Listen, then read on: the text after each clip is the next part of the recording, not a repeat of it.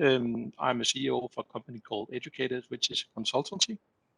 I founded this network with Sensec and Mr. Jesper Rasmussen, who is a military attaché in Washington.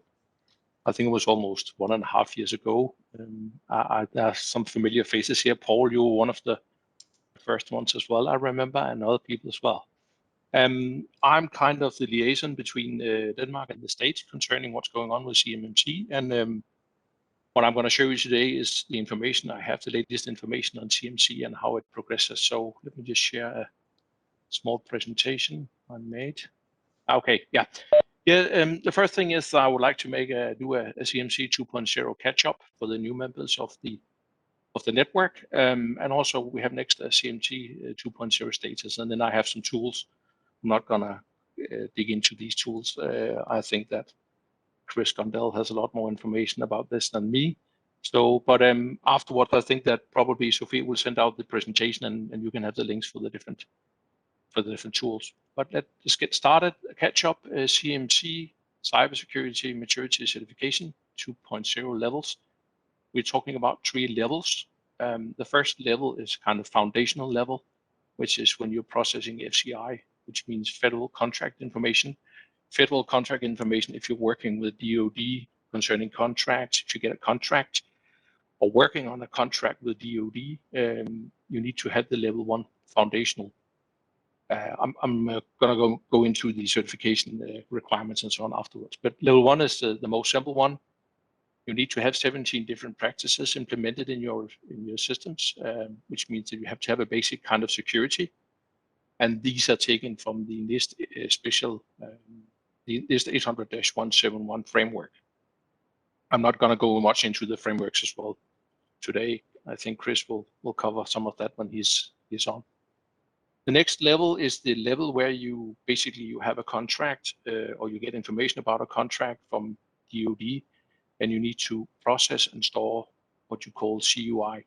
CUI is information that you get from DoD or from a prime, and it's abbreviation for controlled unclassified information. So it's not classified information, but US still wants, or the vendor still wants, the prime or DoD still wants to control this information. The level 2 is kind of advanced. They call it advanced, and it's based on the current 110 NIST SP 800-171 controls. You need to have all these implemented in your system as it is now. So even though you're not, CMC is not finalized yet, and you need to comply to CMMC, you still need to comply to something called DFAR 7012. So if at the moment you deliver to the Department of Defense and you have a special clause called DFAR 7012 in your contract, you need to ensure that you have these 110 NIST controls implemented in your system. And the controls is like you need to ensure that you know who logs into the system, that you have antivirus and a lot of other things. It's quite a job to get this implemented. And also you need to have a system security plan. Level 3, I'm not going to go much into that, but that's the expert level, which means that the highest priority programs with CUI, which means that it could be nuclear technology, space technology, and so on. So that was a short catch-up of the 3 levels. I'm just going to go into the assessment of the levels. Yeah, I have to say that we're still waiting for the finalizing of CMMC. So this is just, it could change still, but this is the way we see it right now. We have level 1 again, which is the basic level where you need to do a yearly self-assessment. And the assessment must be signed by the company management. And the scores have to be reported to Department of Defense. Has a system called SPRS, which is a system used for reporting this stuff and also for doing a risk assessment. So when you have this information about your security in the system, they can use that for when they're gonna have tenders and so on. So they can look at that information. Level 2, there are still some things that need to be discussed and need to be found out before it's finalized. We have something called bifurcation that the Department of Defense is talking about, and bifurcation means that either if you get a contract where you have to comply with level 2, either you have to do self-assessment or you need to use a C3PAO to do an assessment, and you have to have a certification. As it is now, they still need to find out exactly which companies will need to do the self-assessment and which companies will need to do the certification. I'm going to talk to that on the next slide. The self-assessment, if that's the demand, then the self-assessment will be the same as for level 1, which means that you once a year have to have the management sign a piece of paper as well and do an audit of your systems, and then report the score to SPI, the SPI system. Where it really gets difficult is that, and that's why we're doing a lot of work on this at the moment, trying to find out what to do. And that's if you need a certification by a C3PAO. And the C3PAOs at the moment, the American companies that are able to certify other companies so they can become CMC level 2 certified. And it has to be done every 3 years. Level 3, again, that's not interesting for us to talk about now. I still have some information if anybody wants to know, just reach out and I'll send you the information. Yeah, the status at the moment is that a while ago, the CMMC program was moved from acquisition and sustainment to the DoD of the CIO, which means that kind of when we started this, in the old days, it was Mrs. Katie Arrington that was the CIO for the program and kind of in charge of the program along with other people in acquisition and sustainment, but that was moved to the Department of Defense, which means that the CIO of the Department of Defense, or that part of the Department of Defense, is now in charge of the program. We're still waiting for the rulemaking. When CMMC 2.0 came out, they said there was a period of 8 to 24 months before they would have a final rule, which sets that kind of, it has to go through the Congress and everything and has to be signed and everything has to be implemented and so on. So I think that I asked in the States a couple of people, and maybe Chris Gondel have more information about this than I have, but we should be something like 20 months or 18 to 20 months away from the final rule. It could be before, but let's see what happens. Another thing I asked prior to the meeting, Jesper Rasmussen from the embassy in Washington, I asked him about if he had any information that we should I could give to you on this network meeting, and he told me that he knows this. He talked to somebody from sustainment acquisition, somebody called Mrs. Stacy Bosjanek, and he told me that she's in charge of the communication and the bilateral negotiation concerning CMC for Europe. As it is now, there's a lot of talks about how should they do the certification in Europe and so on.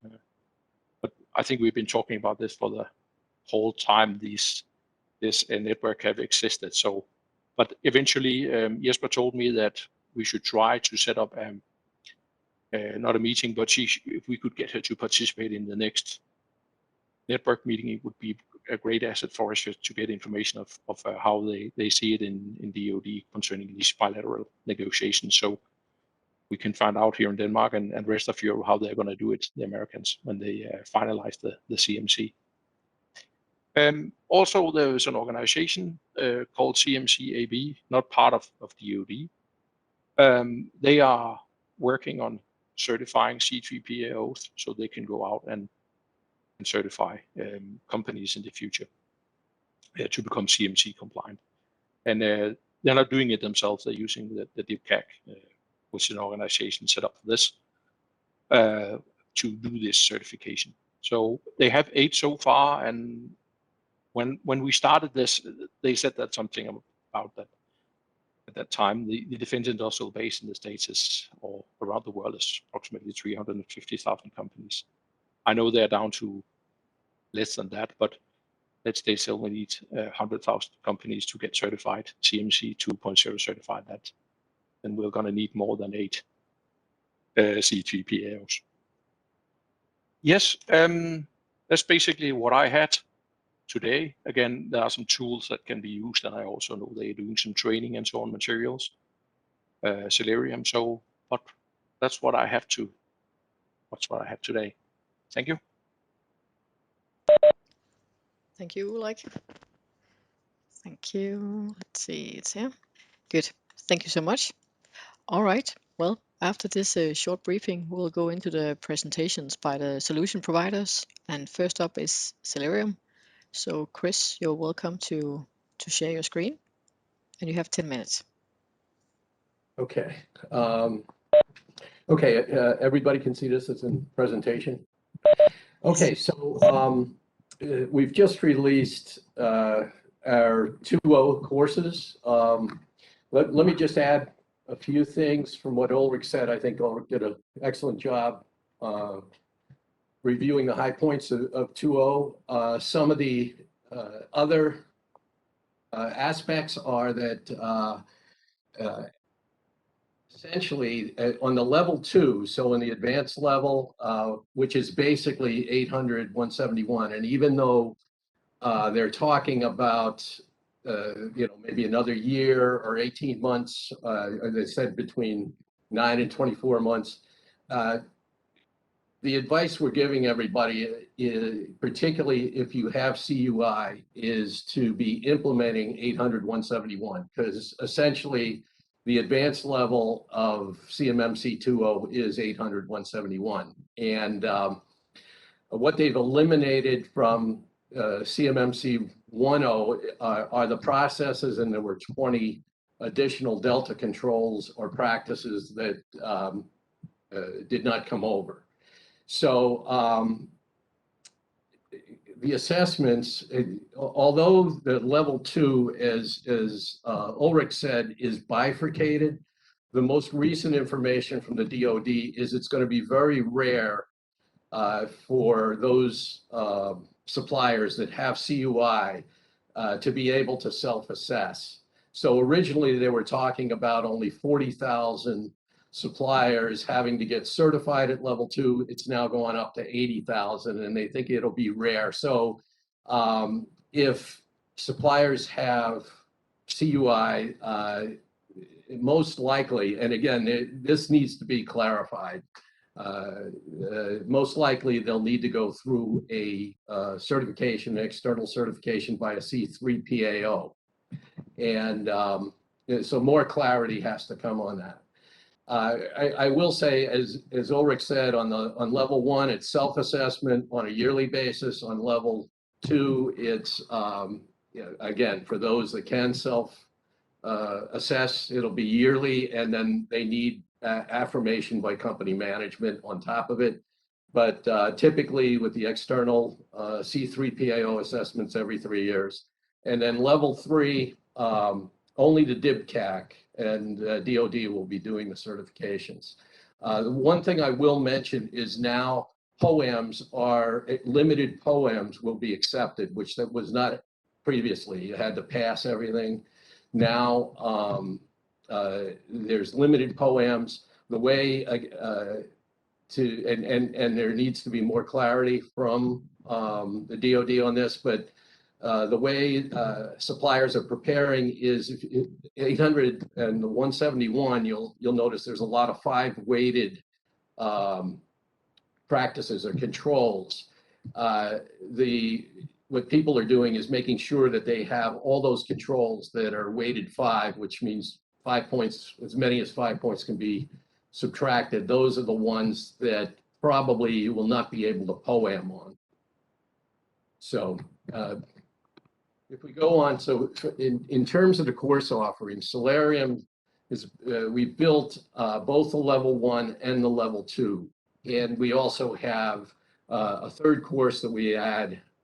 It's basically our level 2 course, but we provide situational awareness in terms of a commercial cyber threat feed with reports and recent vulnerability activity. But the important thing here is we have the courseware itself is completely self-contained. It's an e-learning course with audio and slides and so forth. But in addition, we have advanced assessment tools that will take you through level 1 if you're just focused on level 1. Our level 2 course covers both level 1 and level 2, and we have the advanced assessment tools for both. We also have an interactive reference guide so that as you go through the assessment, you can click on the practice and it'll go to the guide, and it basically accelerates the whole self-assessment process. And we recommend doing it pre, post, and during. And then we also have kind of a quick start guide. So when you look at our offerings, and once again, it's a learning portal. So you can play the course, download the tools and the guides there.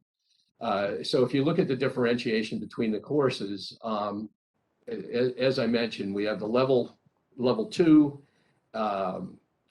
course that just pretty much covers both level 1, level 2. And I will say, since the controls are the same as NIST 800-171, we also include our 800-171 assessment tool, and the controls are the same. And if you look at the assessment guides now for CMMC 2.0, the numbering is the same as 800-171. They put the abbreviation for the domain and the level, but it's basically the same numbering. So you can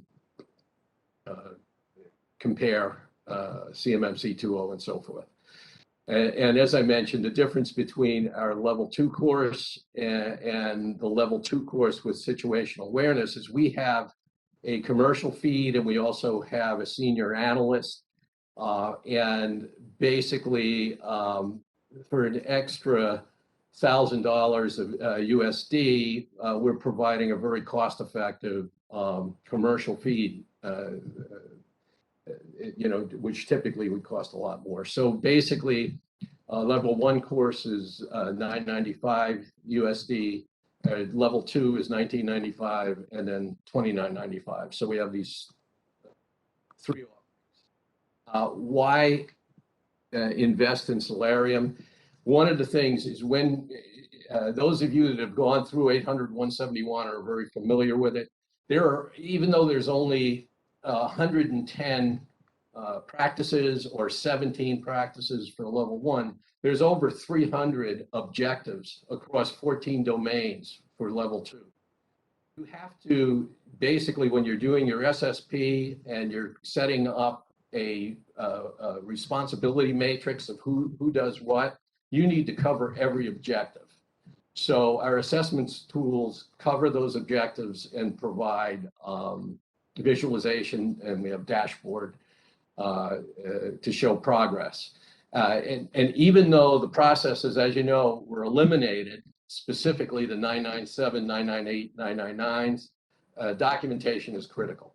So, that's, we also, for each practice, each objective, you need to have your procedures documented.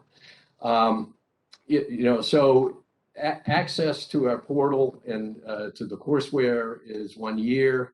It's structured, as I mentioned, the quick start guide, the self-assessments.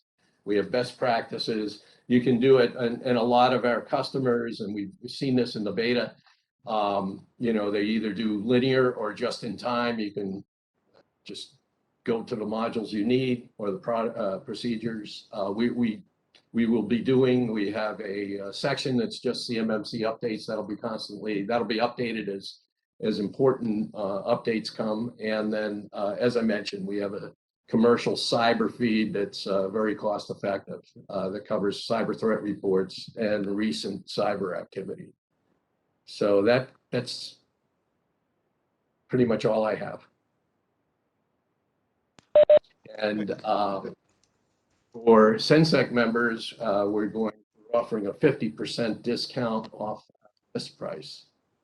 So that's pretty much it, Sophie. That's excellent. Thank you so much, Chris. And thank you for this discount. I think we all appreciate that. So thank you so much.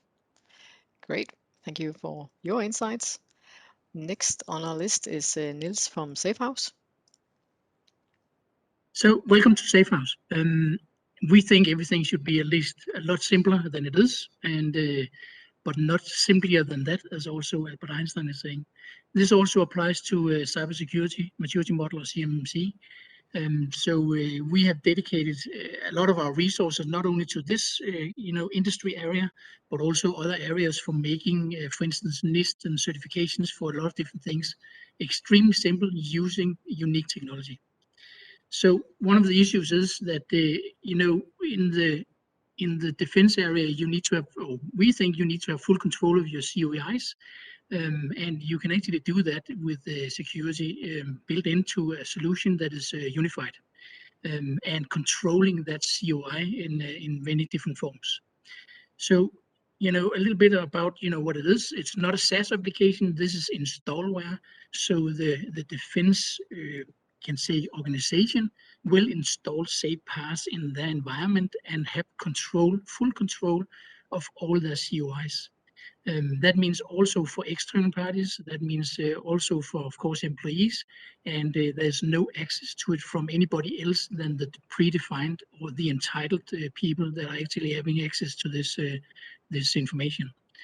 So we use a lot of different technical things to actually achieve that, but let's not go into that in this presentation.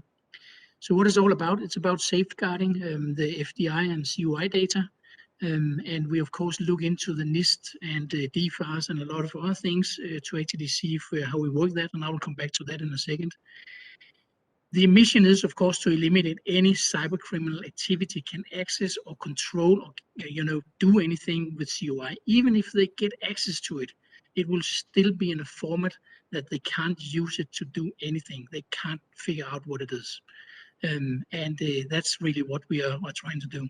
It should also be for organizations pretty easy for non-experts in security to actually set this up and control it and manage it.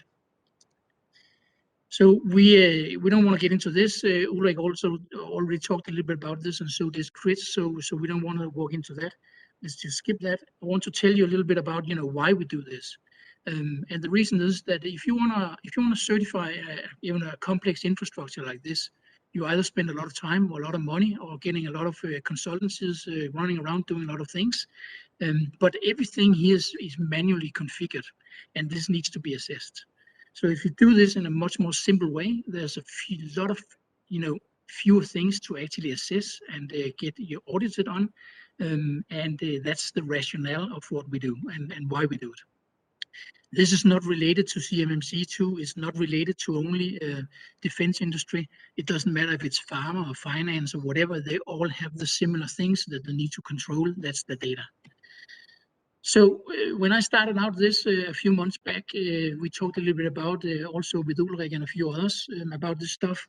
And I didn't feel that we got the right traction and got the right information out of what we, great information, but we needed to get closer to CMMC. So I actually took contact to Jeff Dalton, who is actually sitting on the board, and asked him a lot of different things about, what is needed, what should we do, how should we do it, and got some great feedback from him on why we should actually continue what we're doing. We can always loop him in if there's any discussions that you would like to bring up. So let's get into the NIST 800-171. So when we're looking at what we are trying to do, we have full control of the access family. The access control, that is all built into SafePass. It's compromisable in a lot of different forms. And can you say anything is non-compromisable? Well, really not.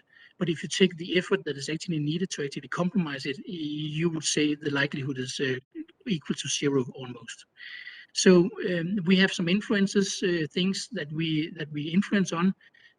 When you have full control of your COI and you have full control of access and full control of who's accessing what, the awareness and training that is needed, you maybe not need that much of that because the user can't do anything that will actually mess up the system or do anything faulty.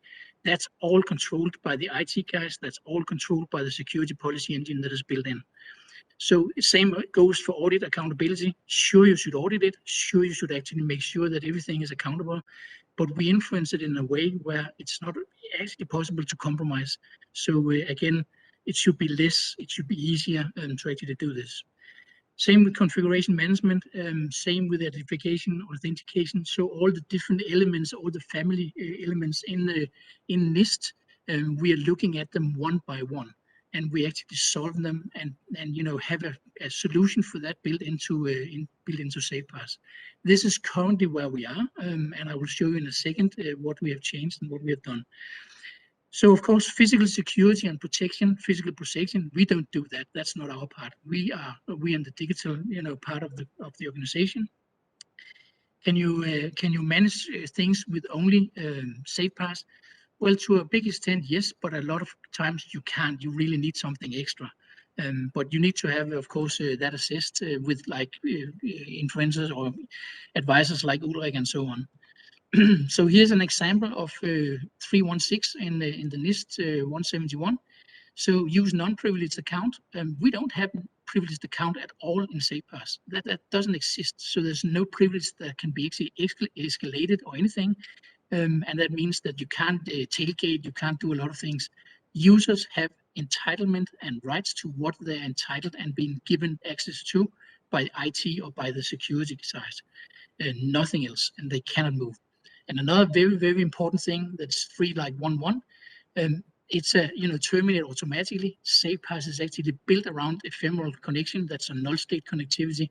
All sessions are closed once they're idle, and only re-established when the transmission is actually requested from parts of the OpenServer, parts of the application. So let's skip that. When we started out in January, we scored 85 points in the assessment. We added some very interesting things like data at rest, fully encrypted, multi-encrypted. We can control that where we are residing or storing data. Doesn't matter if it's cloud or it's actually on premise or if it's on the physical computer. Actually, if it's on an external computer from an advisor or consultant, we actually control that piece of, can you say, data storage on his computer through SafePass. He will not be able, without SafePass, to actually have access to that part of his own computer, and it will not be, disclosed to any other, can you say, solutions within his computer as well. So it's only accessible through SafePass. So we are trying to build everything what you need into SafePass. You don't have a lot of tools that you need to put together. You don't have to have a lot of things that you need to stitch together. We call that a Frankenstack. And you need to control that, and you need to make sure that everything is available. And that, of course, I understand that requires a lot of auditing. That's requiring a lot of different, accreditation and making sure that you're compliant to X, Y, Z. This is actually what we're trying to take out of the equation. So it's actually more achievable, faster, easier to adopt these things. Don't want to get into that when Sophia is actually distributing the slides. You can actually read it yourself. And if you want to know more, you feel free to get in touch, and we'll of course show you, demo, go through the skin under the hood, talk about all the plumbing and the wiring that is in SafePass and why we have done what we have done. We have been doing this for 16, 17, 18 years or so. So we know we have a strong solution here, and we hope that we can adapt it into, of course, the defense industry as well. That's all for me. Thanks. Thank you, Niels, for this introduction to your product. Thank you I so will just much. stop the presentation. Yes, I'm out. Excellent. Thank you very much, and right on time. So Christian from Eagleshark, you're up. Okay, thank you very much. And first of all, thank you for the three previously speaker. It was very nice and a good insight from what you're doing, and also get a lot of in-deep information regarding CMMC. I would like to do it a little bit different for several reasons. But first of all, I think I will just give you a very short introduction or intro why I'm here and why we are talking about CMMC and how we are using it. We are a company that primarily assists our client if they are hit by ransomware or other cyber attacks. And we are assisting them, of course, with IT consulting, security consulting, if they need assistance for that. But what we do different compared to a lot of others IT security companies. We are also assisting with the hostage negotiation, data hostage negotiation, and cryptocurrency setup. I know this is some people will hate to hear about that, and some people will probably like it, but let's not go into detail about that. And the reason we have been looking into CMMC is because we so often hear from our client, we do not know if we have the proper security level. And especially when we go to the C levels, if we're not going to those who are actually in charge of the IT security, then they say we have no clue if we are on track, below, or above where we need to be. And we start to look into CMMC as a very interesting framework and adapted more or less that framework, but then we built our own cyber risk assessment. I wouldn't say on top, but strongly inspired from the CMMC. And of course, as you also know, we are not able to give anybody CMMC certification, and this is not our aim or goal from our view, but this is a framework that we now have integrated to our own system, and we actually believe this framework can be used much broader than, I say, just those who actually need a CMMC certification. So also medium-sized company, and for that matter also a bigger company, but do not have the same need, but at least want to have some piling, what should they do and how secure are they actually. The presentation I will show in a second is a PDF file, and it's a draft report after we have done a cyber risk assessment for a client. This is not a real client, so there's nothing inside the report that is a secret that you're not allowed to see. But I think that will be the best way to give you an understanding how we have integrated the domains and the CMMC framework into our cyber risk assessment, and also why we have done it. First of all, I would like to say that the cyber risk assessment, the biggest difference here regarding the CMMC is that we are scoring and analyzing 100% from our own way to do it. So we have not actually adjusted to CMMC. So that's very important to say when you have this report and you got the scoring, and not to get confused, because we also mentioned level 1 to 5, but it's not the same levels as CMMC levels, just for that clarification. All right, let me see if I can share the screen.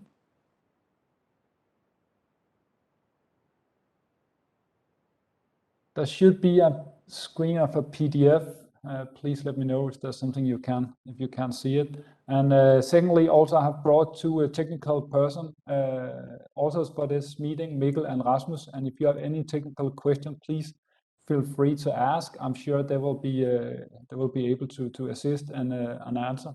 And also, sorry for my Danglish. So if there's anything you don't understand, please feel free, just raise a hand and ask the questions. Then I'll try to pronounce it and use other words to make sure I make myself clear. I wasn't aware this should be on English, so the PDF is in Danish, but it's not really important exactly what the text is saying. It's more to give you a better understanding how we are using this framework. All right. First of all, a disclaimer, this is a self-survey that we have actually created, used all the domains, all the questions, and also added other questions that we have been taking or used from the CMMC framework.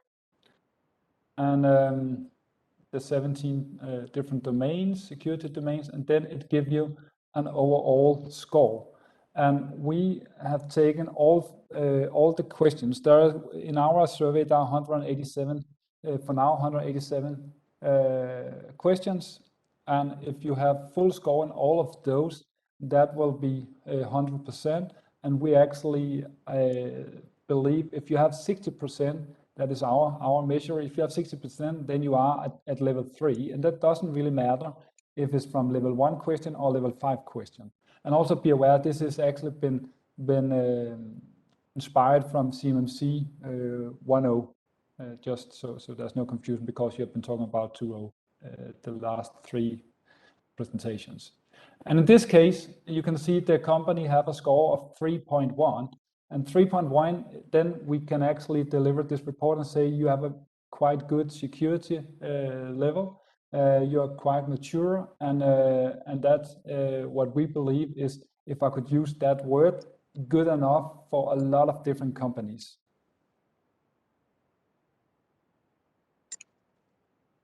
We then have 4 different explanations for each domains, and the first one is says that you're very far away to be on track, and you're far away, you're almost there, and you are there 100%.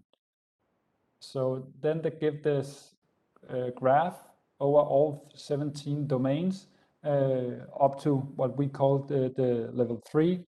And again, not to get confused, it's nothing to do with CMMC. And then you can see which domains are you actually on track, where do you need to put more efforts, and where are you really lacking. For this example, incident response is something that for this specific company, where they have a huge gap, a huge lag. Then there's a very short explanation regarding this cyber risk assessment, and that it has been inspired from CMMC, and a short description of what is CMMC. It's not really important for you guys. That's the method. I don't want to go into that right now.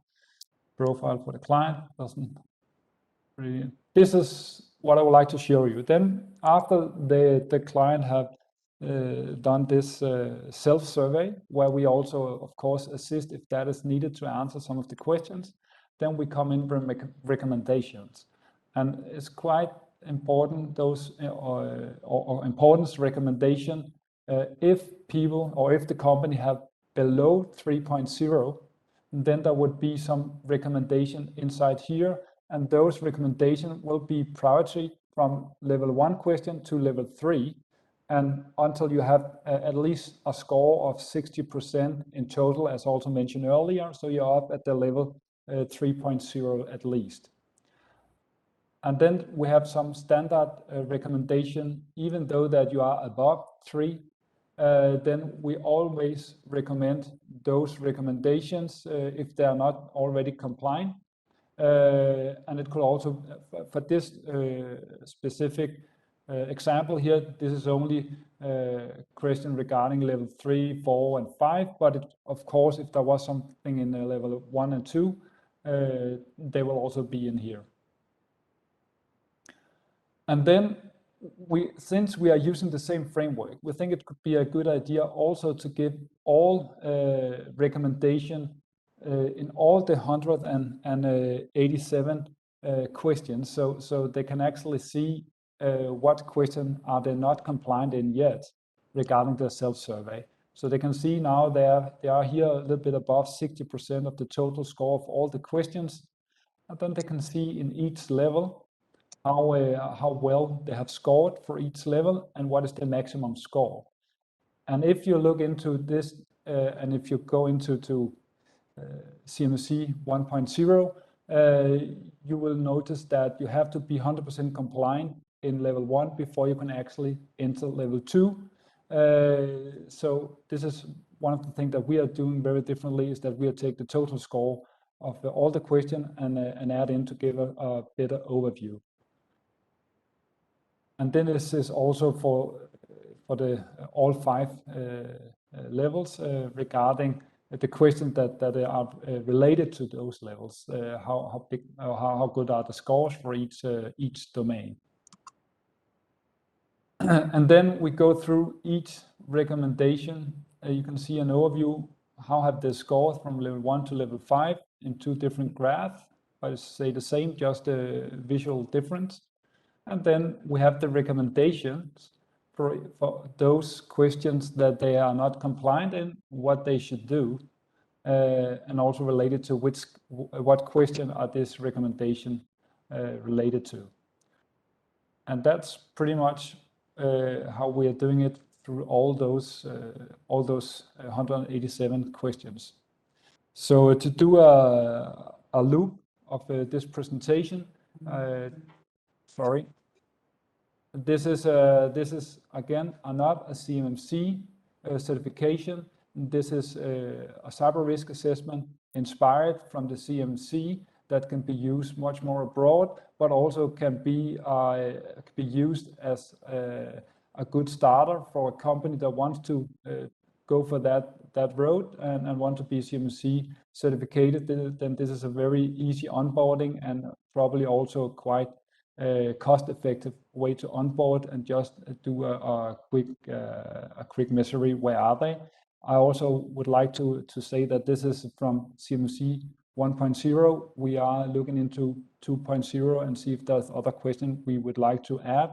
We have not taken a final decision on that. And then we are also working in a partnership with a software company where we are talking to integrate this scoring system and using the same framework so it can be online, and then the client can see a live picture of their status. So if they change something, they change it in the survey as well, and they can see the score live instead of have to wait for a new report or have to build a totally new self-survey where they need to answer all the questions from the beginning again.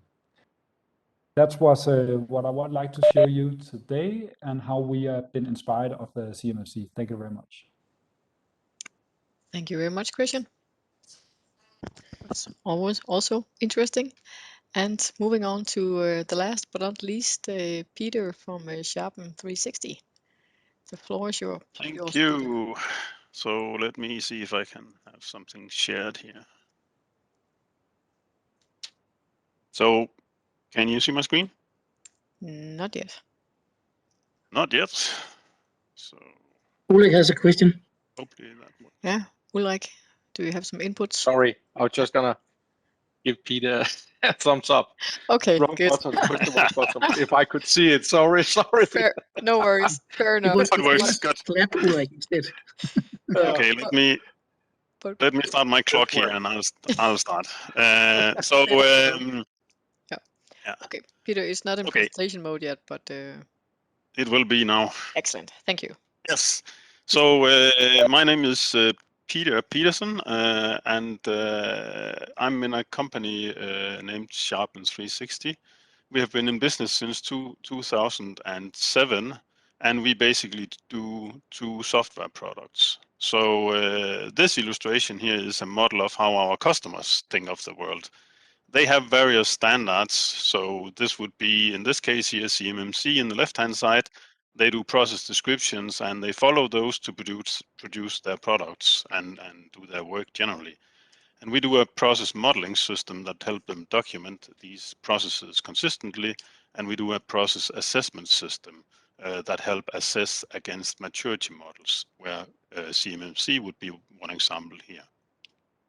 Our business, Trace, was started up in 2017 when we realized that there was a need of transitioning from Excel-driven assessment tooling in the automotive industry, and we managed to get in as the preferred supplier of assessment tool. It's a very specialized business. So, but we have quite some impact in the industry. We have companies like Continental, Schaeffler, Vitesco, Veoneer using our assessment tooling. The solution is a server-based solution, and typically it's installed within the companies because they care a lot about the assessment data. It can be installed in a cloud solution as well. And it's a multi-user solution in the sense that multiple assessors can work together on the same assessment. You configure the system with various assessment models. So for example, here the CMMC model is loaded into the assessment tool.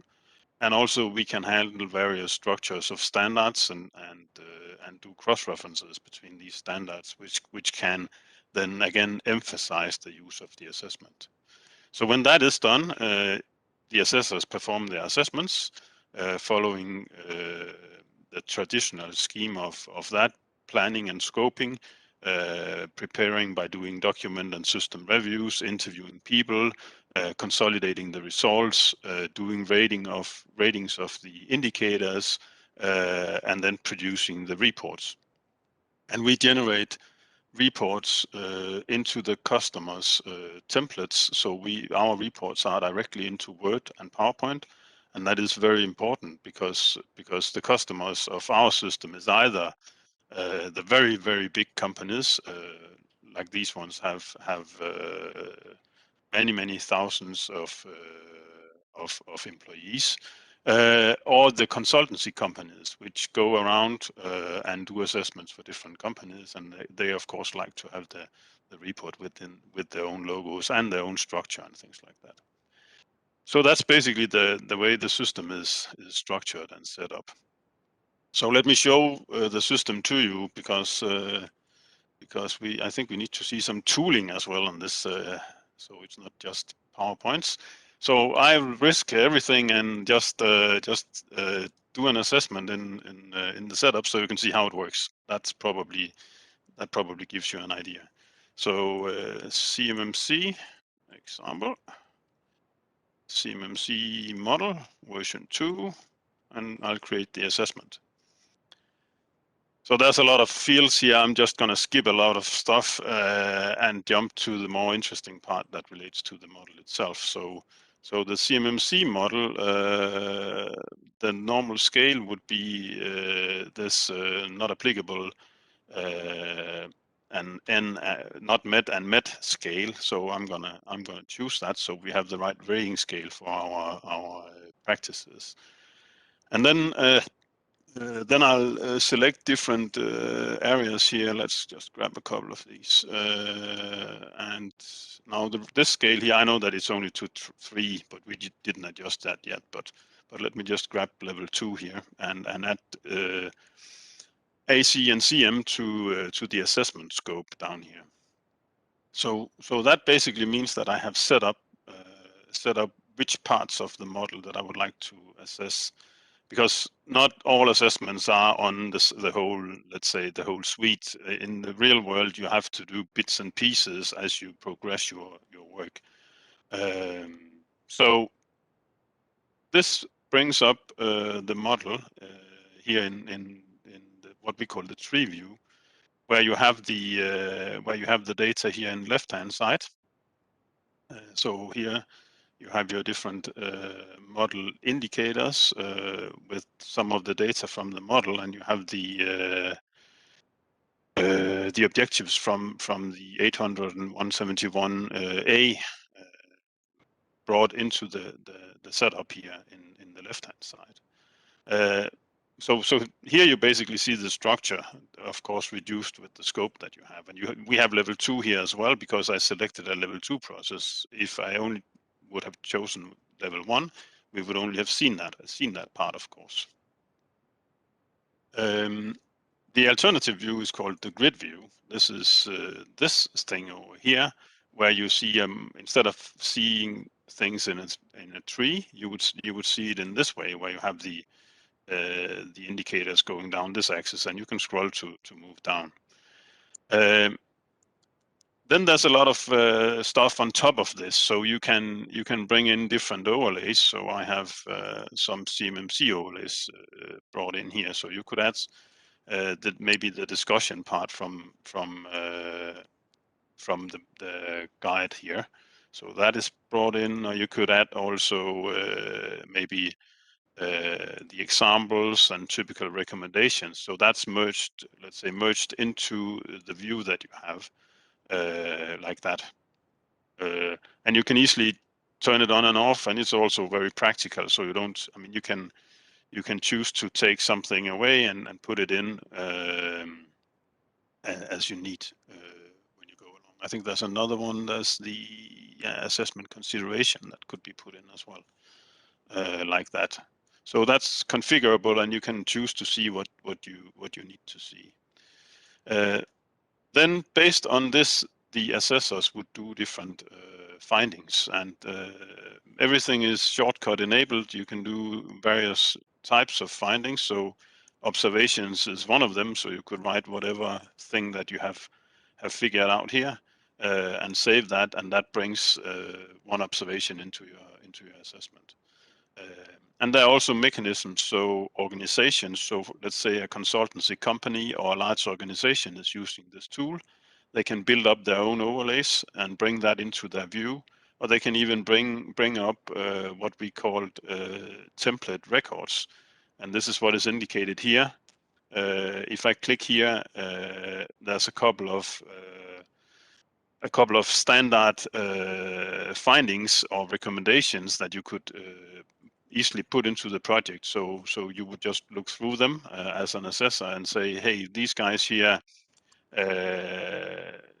they don't have the authorized users identified. They only have the list of actual users in Asia, so they need something. So that's a weakness. Let's create that like this. So that's very, very efficient. Or you could even add recommendations on top of that. So we recommend to create the separate list of users. If that applies to this setup, just click and save, and you have pushed that to the project. So this is about building efficiency into the assessment situation. Then when you want to rate this, you just go like, okay, this is met, next one, okay, this is not met. And the colors jumps into the view, and same thing here in the tree view, you start seeing these ratings build up. And you can monitor how that goes by selecting the different graphical indicators that we have in the tool. And then at the end of day, when you're done with your assessment, you can go to our reporting section, and this is just examples of different templates that I have. And probably it's more fun to see one that has a lot of data. So let me just, this is another model, but it really doesn't matter for the example. So I'll just create create the presentation like that.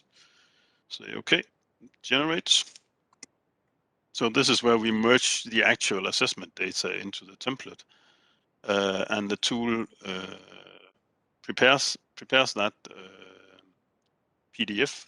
No, sorry, PowerPoint file in this case here, and you can just open it, and it's just a normal PowerPoint, but it's built out of your template, and it has all the different data from your assessment built into the templates that you have created. Also having different indicators, like for example these ones here, where you see the status of the assessment, and it's convenient and just makes things easier and faster when you do the assessments. Yeah, that's it from my side. Thank you. Great, right on time. Thank you also, Peter, for your inputs. So we've been through 4 solution providers now. Thank you all for your very valuable inputs. And now we open the virtual floor for any questions that might be.